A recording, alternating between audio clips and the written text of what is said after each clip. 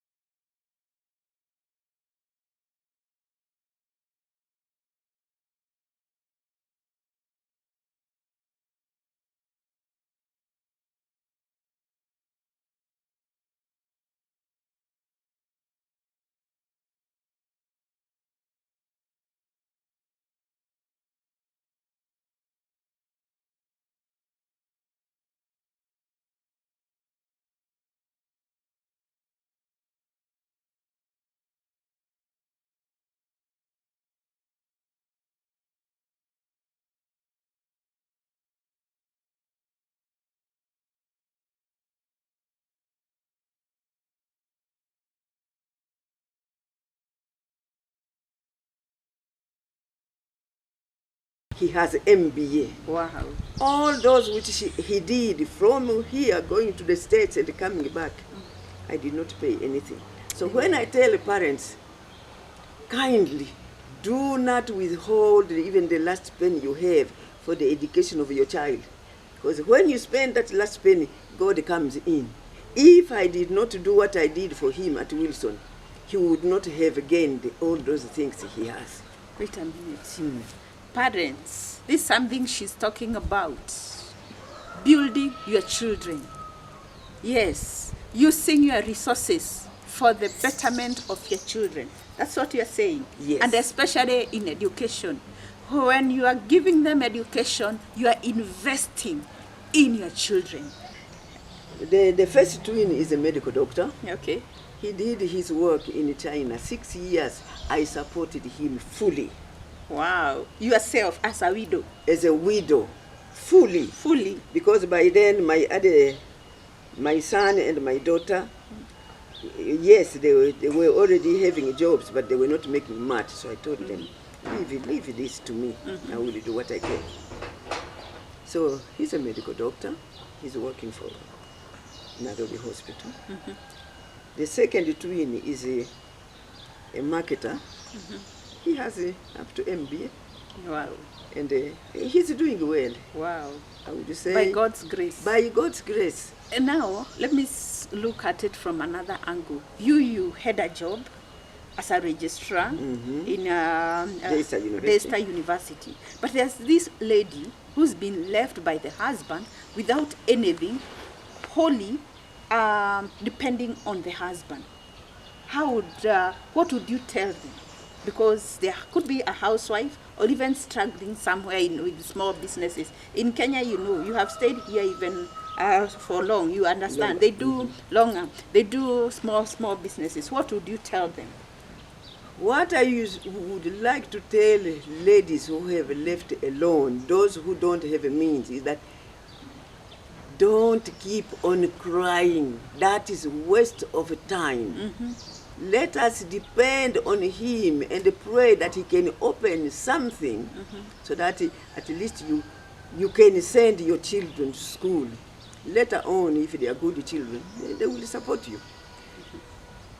I have been trying to start some kind of a project. I don't even know how to put it because I don't have any name for it. I have never done anything. I wrote this book, and my idea was the sale of this book, part of that money I will be using it for my work with the widows. Yeah, the project with the widows. And I have tried to do that. But the book actually is not selling. The money which I have received, when I go talk to a group of widows, yes, I usually make a donation. Okay. It's not for them to divide so that they can buy unga. I want them to start a project which can be bringing them something which will make their lives easier. Let me ask you, with this group, the objective is to empower them. Yes. How do you go about it? Because again, in Kenya, what happens? People want money, buy unga and leave. But you want them to generate an income. Have you identified an activity? Because like you can think of beadwork, you can think of making soap or detergent or something. Or how do you go about it? When I was at PCA, that is where my first group was, we were contributing 200 shillings every month because we used to have a meeting. But what can you do with 200? So we were waiting for the fund to increase so that we can start something. However, that money, we use it to lend to some of the ladies who wanted to start something. So lending with very very little interest. But it was helping. Because even if you are just selling maca, for me that's something I value. Because that maca will give you some money to buy food for the children. For those who are in a rental house, they will be able to even pay for the rent. So any small thing one can think of. Now, as I said, when I got talking to the widows, I went to Makweni, and yes, I did talk to the widows, and usually I give them ideas to start something for the group. Then I would give a few shillings, not much, but a few shillings. Few shillings. Thank you. Put that to your business. And then we have also this other category of widows. I have seen myself, like I have some cases of very young girls who've been left by their husbands. I know one of them, she's beat down, and I'm wondering if you've been left and could be with no children. I want to ask a direct question. Should they remarry? Because again, here you are, you have one child, you are young in your 30s, or even before 30, you are not yet 30. And how do they handle the family, now the extended family? Because again, I'm feeling, if I am below 30, could be with one child, can't I remarry? Or even, I want to remarry. What are the process? How do you see them go through this phase in life? Yeah, let me start by talking about myself. Even when I have my group of widows, I usually tell them the same. Because of my age, I did not see the need of remarrying. Thank you. For two reasons. One, I did not want to mix my children with somebody else's children. Okay. Because in my case, I could only remarry a widower. Yes. Or somebody maybe who's a divorcee. Yes. Who I would assume has children. Yes, yes. I don't want to mix my children with someone else's children. So good.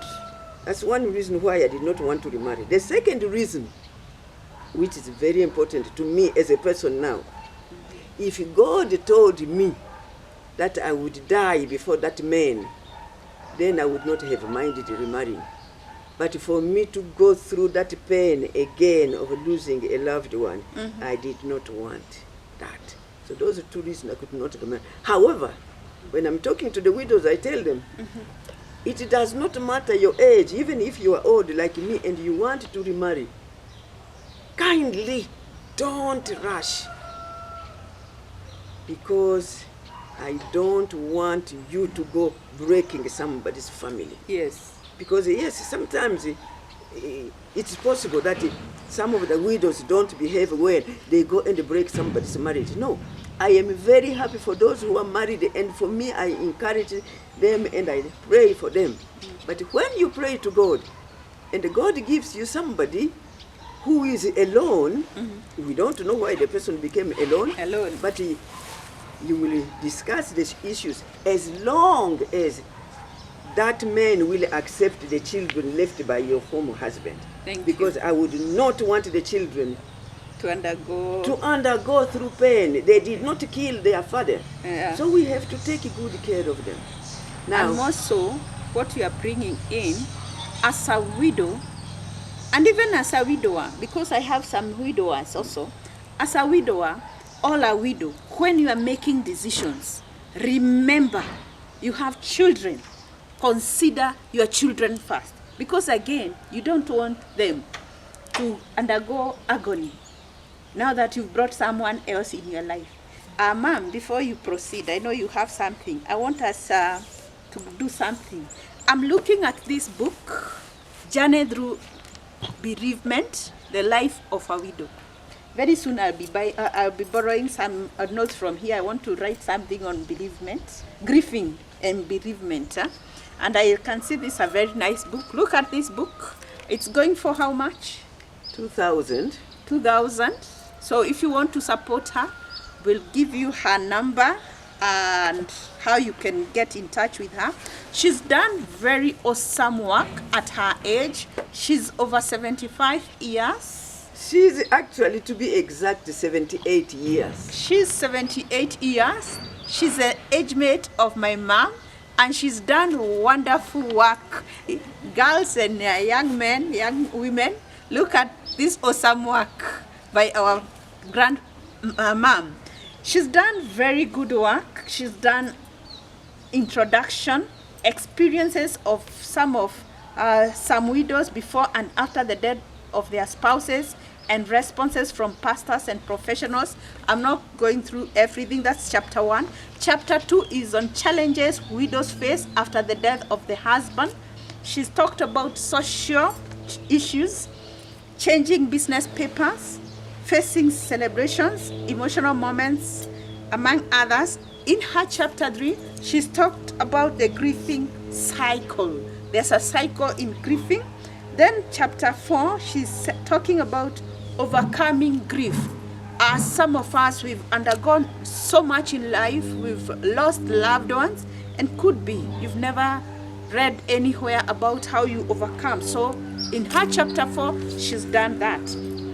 Then chapter 5, she's doing cultural complications after the death of her husband. Yes, there are some cultural activities, especially where she's married. I don't know whether she went all those activities. She's saying no. Completely no. Completely, the chida and the like. Oh yeah, she said no. I did that in my cultural studies when I was in my first degree, so I understand all that. So in chapter 6, biblical teaching about widowhood. And chapter 7, beginning a new life. I think I love that. Beginning a new life. Finally, in her chapter 8, she's talking about empowering women to transform their families and communities. This is a wonderful book. Even if you're not a widow, you can buy it for yourself, for a friend, and even for knowledge. Knowledge is power.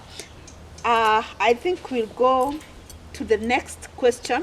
What is the place of widows or widowers in the society or in church? I know very well most of the widowers, they don't face the rejection widows get from the community or the church. What is the position of widows? Let me say, I'm just talking about widows because widowers, I have said in the book, somebody should write a book about widows. See, there's a distinction between widows and widowers. Yes. Widows have been married in a clan somewhere. And of course, every clan has their own ways of doing things. Mm-hmm. They are those who are general, but the others are very specific. Mm-hmm. Now, in Africa, according to my way of viewing things, it seems like when you are a widow, you have to listen to what the brothers, the sisters, or whatever, the relatives of the husband want. I'm thankful to God because of my nature. Nobody has ever given me hard time. In your family? In my husband's family. Wow. Nobody. Kudos to them. Because some people usually say, they're Luos, and I say, no, Luos are just human beings. I have heard stories even from a tribe which I thought for me was straightforward, the Kikuyu. There are still people who do what people talk about the Luo. So it's not the activities, the cultural activities. Yeah, it's not all. And then what has happened, like in my community, you realize some widows are chased away because of land. And they are not given the opportunity to stay in those homes. Yes, I know a widow. These are some of the things which are very hard to talk about. God blessed her with a good job. Mm-hmm. Went and built a home where the husband came from a different tribe. Mm-hmm. I don't want to name who he came from and where the tribe. You don't need to. The man died in a car accident. He was being accused of killing the man. And the home which she built, she was chased away with the children. For me, it is very painful. Because of that, I want all our daughters to go to school. Listen to that, parents. A minute. Listen to that, parents. She wants all our daughters to go to school because they are empowered. Continue. It's not because I'm looking at them going to school and they will become rich. No, it's not the richness. For me, I don't care about money. But when they go to school, they will be able to know how to deal with situations will come through life. They will be able to reason and take a decision. If I did not go to school, my children would be crying just like any other child, maybe on the street. But God has helped me with the little education which I had.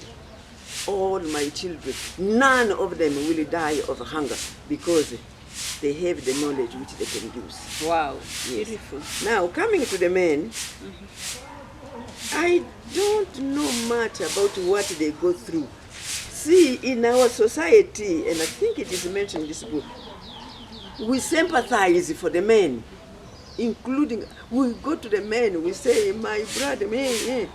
But when it comes to the women, They are left alone. they're left alone. And it is painful, including the church today. I can say it openly. Once I spoke in my church, PCA, and I said, kindly, my sisters, you who are still married, keep your marriages together. I am very happy for you. But because we have children, when we come to your husband asking for advice, because some of us even have boys, we don't have a father figure. So we will come to your husband. We don't come because we want to disturb your marriage, but we want advice. After I have done that, I would look to the widows who were sitting behind me and I would tell them, widows, the way we behave will influence these sisters. Do not go and disturb somebody's marriage. Now, for the widowers, this is God's making. When God made a man, he looked at a man and said, it is hard for you to be alone. I'm going to make you a helper. That is why Eve was made. I tell the men, it is okay for you to remarry, but be very careful. Just like what I tell the ladies, I don't want you to get a man who will neglect those children who are left by your husband. So I tell the men, never would I hear that a woman is coming to your house just for your love. The woman does not care about the children. And yes, it happens. I have many, many examples I could quote. But there are still other women who have come to that home and yes, they are taking good care. So I tell the men, pray that the Lord will give you somebody who is not just coming for your love, but who will accept those children left by the mother. Because they did not kill their mother. And it is painful to lose a mother. So we have to be very, very careful. Okay. Thank you. So word of encouragement to the widows? Word of encouragement is that, yes, we miss our husbands. Life will never be the same again. However, we can still survive. Wow. Because the one who created us, who has taken our husbands, can still sustain us. He tells us he will never leave nor forsake us. So why should we doubt him? Let me give you an example. I went to see a dean of a school. I will not say which university and which faculty. We were talking. Then I don't know what he said. Then I told him, I am a widow. What does God do to women? He was shocked. That's his comment. What does God do to women? I asked him, why do you say that? He told me, if you were a widower, from the time you opened my door, you were coming to my office, I would have known you are a widow. So God has created us with the ability to survive. Any widow can survive. Any widow can survive. Any widow can survive with the help of God. Let us depend on him. For me, my life would not be what it is if I was not connected to him. Wow. So I'm very thankful. And he's the husband? To the widows. To the widows. The father to the fatherless. Wow. Thank you so much. You talked about the projects. Right now you have how many widows? At cases we are just 10 of us. Okay. But where I go to speak, like I have gone to Ololua. Of course, we used to have the group at PCA. We were about 20. I went to Langata PCA the year before last. There were quite a number. Oh, in Makweni, the widows. Actually, Many. I spoke to 2 groups, and we had to divide. Somebody else went to another group because there are many. There are many. Okay. So, from statistics, what I read, we are, I think, over 6 million widows in Kenya. Over 6 million. I don't exactly remember the... Now this brings There are me many. to There another are many. question. We've seen the government of the day concentrating on the aged. For me, that's a good project. They also talk about the youth so much because they have a high number of population. A great percentage is composed of the youth. And the government has never come up with a project on widows. So I think, what can you say about that? Because I think that is key for us. If we have 6 million widows in the country, you need a certain policy or program from the government. Yes, before I go to the government, I think we have to start from the ground. Okay. See, we start at home. Then we can start moving up to the Yes. government. What are we doing in the families? See, we have said every man came from a family. If me as a widow, I'm being chased, I can't even own a piece of land. piece of land. So what is happening? Because we have to start at home. We need to educate the homes to accept the widows. They did not kill their husbands, so they need to feel their part in the parcel. That's one. Now, for us who go to church, even the church, many pastors feel shy to talk about widowhood.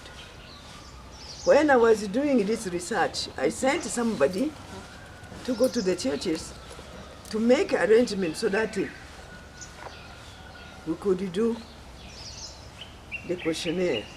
Some pastors told the person I sent, let her come to talk to the widows herself. They feel shy, or I don't know, maybe they don't know how to handle the widows. So they just feel that is not something they want to do. Now let me tell you, when this book came out, I went around Ngong. I have given a copy to every church, to quite a number of churches. I went to Nairobi, I gave the book free to quite a number of churches. No pastor tells me anything about the book. Not even somebody calling me. There's only one pastor at Sitami, the one in Ngong Road. He called me, he said, because of COVID, we cannot make arrangements. But when COVID is over, I would want you to come and talk to the widows. Okay. Otherwise, most of them, then yes, I have talked to the widows at All Saints Cathedral because the pastor informed them. But that one was through Zoom. I did it twice. So we are so shy about widowhood. I don't know why. We are just us. We are women. We are members of the church. There are some churches, they don't even want widows to have functions in the church. Did we commit a sin by allowing God to take our husbands? No. No. So, but as I said again, as widows, we also need to show a good example. How do we behave? Let me be frank with you. Never would I invite a man to come to my house when I'm alone. It be day or night. Because I have to protect him and I have to protect my identity. When my people are home, it's okay. You can come. But I am alone. Or I go visiting a man in his home when he's alone. Never. Because I have to protect him and I have to protect my... Maybe let me say something. When I was working at Daystar, my boss was coming to Nairobi DVC. Us were coming by bus, but them, they had the cars. So he found me walking. He said, come, I'll take you. I said, no, it's okay, just go. I will come by bus. One day, the following week, we met. Why did you refuse? I told him, look, I have to protect your marriage. Because the people who will see me and you will start saying, yeah, what is happening? You know, I have to protect Public you. opinion. I have to protect your wife. Because of that, I did not want to come with you. And of course, I have to protect myself. Okay. Yes. There's something I have seen here. I wish I kept it about isolation. How do widows overcome loneliness? Loneliness. There's something you have talked about it here. Yes, I did talk as about we come to a conclusion. Yeah, see, we are human beings, we are different. So I can only give a suggestion, but not to expect every widow will be like that. Yes. It really depends how the widow is. One, be very careful what friends you are associating yourself with.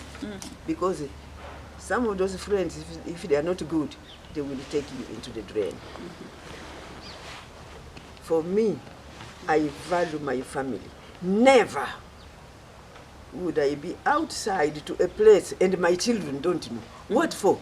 They know I'm very transparent with my children. Just like what I said, never would I invite a man to my house when I'm alone. What for? I don't need it. And this is very funny. When I was in my room crying, because yes, it's okay to cry. I'm in my room crying, and the twins, they were quite far from me. I would tell God, why did it happen? But of course, when I started accepting it kind of, I told God, seal completely those needs. I don't need them. And the Lord has been with me. For me, when I'm talking to a man, I'm just talking to a man because he's a brother in he's Christ. a brother in Christ. Thank Otherwise, no other feelings. But there are those ones, they need to choose who They're the friend kind of is. friends. Yeah. I also love something here. You say, as a Chinese proverb goes, we are talking about avoid taking drugs and alcohol. Yes. But I would like us to borrow from this. As a Chinese proverb goes, a wise man makes his own decisions. An ignorant man follows the public opinion. It is also true for any wise woman. So don't go as per the public opinion, but trust God to show you direction, to show you the way. Thank you, ma'am. I think I'm excited. I'll also go through this book. I can also do my own video using the book because the book is wonderful. It has so much, we've not exhausted.